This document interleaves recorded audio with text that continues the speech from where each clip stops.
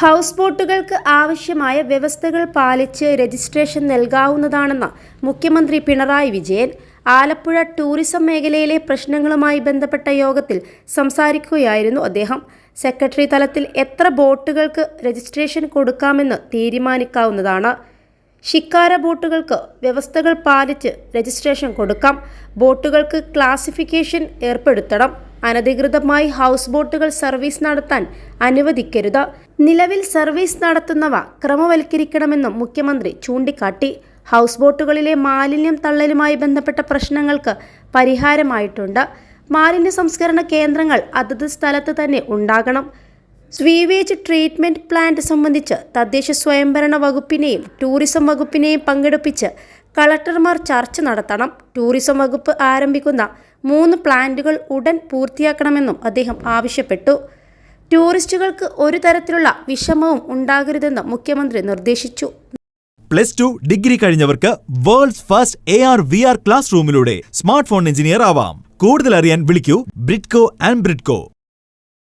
നല്ല വേഷവും മാന്യമായ പെരുമാറ്റവും ഉറപ്പാക്കണം. ഹൗസ് ബോട്ട് ജീവനക്കാർക്ക് യൂണിഫോം ഏർപ്പെടുത്താവുന്നതാണ്. ആവശ്യമായ പരിശീലനവും നൽകണം. പോള ശാസ്ത്രീയമായി നീക്കാൻ നടപടിയെടുക്കണം. കായൽ ഡ്രെഡ്ജിങ്ങുമായി ബന്ധപ്പെട്ട വിഷയം ജലസേചന വകുപ്പുമായി ചേർന്ന് തീരുമാനിക്കാമെന്നും മുഖ്യമന്ത്രി കൂട്ടിച്ചേർത്തു. അതേസമയം സംസ്ഥാനത്തെ സഹകരണ മേഖലയിൽ നടക്കുന്ന അഴിമതി പ്രശ്നങ്ങൾ ഗൗരവമായി കാണണമെന്ന് മുഖ്യമന്ത്രി പിണറായി വിജയൻ നേരത്തെ പറഞ്ഞിരുന്നു. സഹകരണ മേഖല കരുത്താർജിച്ചപ്പോൾ ദുഷിച്ച പ്രവണതകൾ പൊങ്ങിവന്നുവെന്നും മുഖ്യമന്ത്രി ചൂണ്ടിക്കാട്ടി.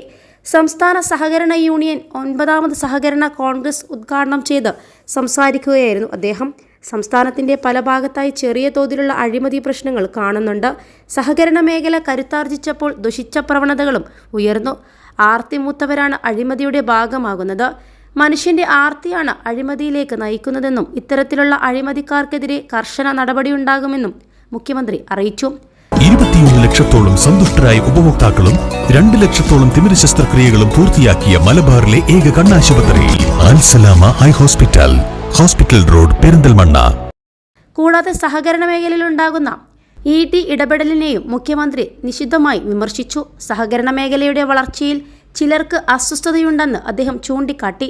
രാഷ്ട്രീയ പാർട്ടികൾ തമ്മിൽ തർക്കമുണ്ടാകാറുണ്ട്. പക്ഷേ സർക്കാരുകൾ തമ്മിലുള്ള കാര്യത്തിൽ അത് പാടില്ലെന്നും അദ്ദേഹം വ്യക്തമാക്കി.